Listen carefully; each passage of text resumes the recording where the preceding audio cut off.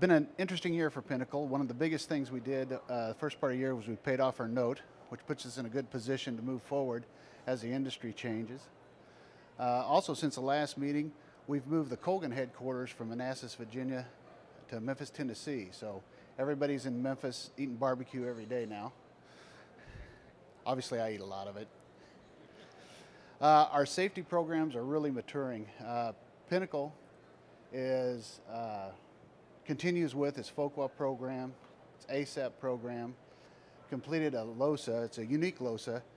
It complies with all the standards, including the Texas standard. It also is done simultaneously. We did flight, in-flight, and dispatch at the same time. Great results from that. We also have completed at Pinnacle, got through the first stage of SMS. We're going to the second stage of a safety management system. So those are working well. At our Colgan operation, we now have FOQA going, our ASAP.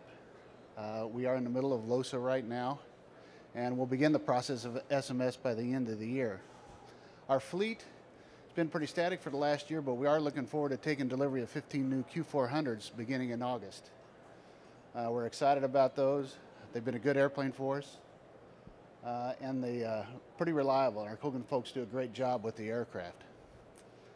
So before I go a little bit further, I got one special thing we want to do. Joe, if you wouldn't mind coming up here. There's one of you in your midst that's been around a long time. Matter of fact, at least 20 years, because that's how long I've been around. But I think he was around a little bit further. Al, you want to come up? Al is retiring.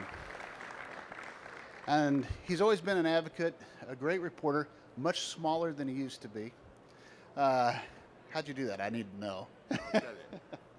But at Pinnacle, he's meant a lot to us, and we'd like to give him a little retirement gift. What we've done, got him a clock so he can watch the time, and that's important in the airline business. But it says, Pinnacle Airline gratefully acknowledges Al Ditter for outstanding reporting integrity and adherence to the highest standards of journalism, and made him an honorary captain. He's got his pilot's wings. Doug, thank you very much. Nice touch. Thank you. Thank you. Thanks.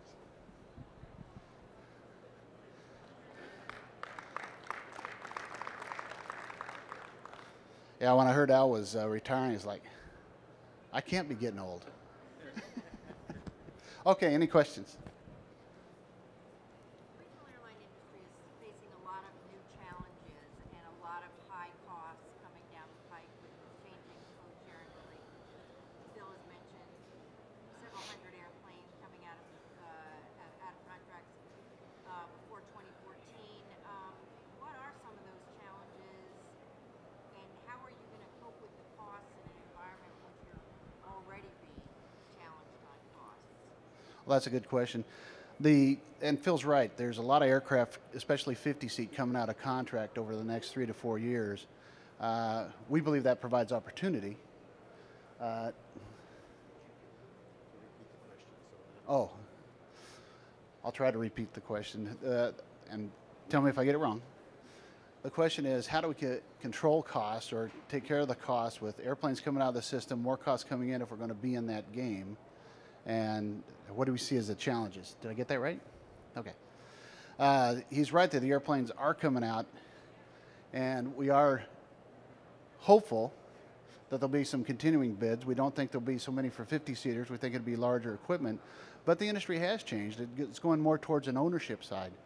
So things we're doing to help us have the cost, have the money ready so that we can respond to these things is we're doing some consolidation within our operations.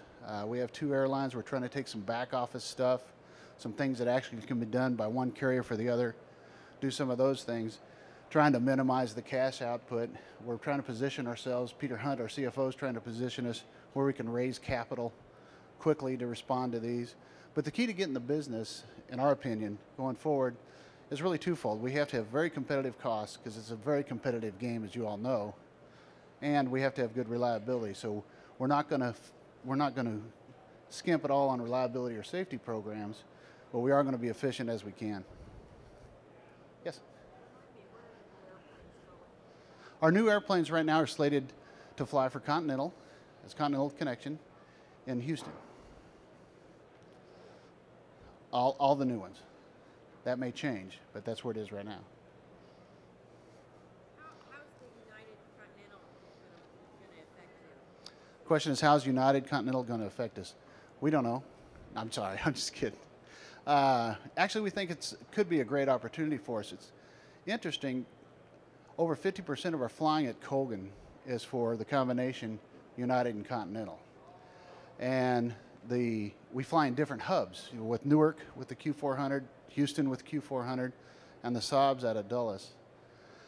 We think it's going to end up giving us some opportunity to expand that a little bit, and we're hoping we can expand that. We're working hard to be a good partner for both United and Continental.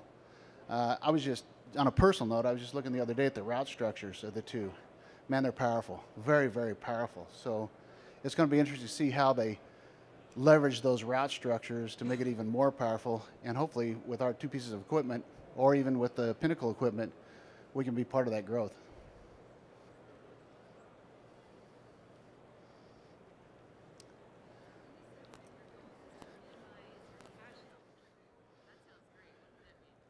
Well, the question is, what does it mean, minimize your cash output? Operating costs burns cash. So we got to get our operating costs down. And we concentrate pretty high on reducing operating costs without sacrificing reliability or safety. And part of what I said on the consolidation is, example, we have put together the ground operations units of the two airlines. There's just one ground ops unit. In and of itself, it doesn't change things at the city level with the number of agents, people who do the job.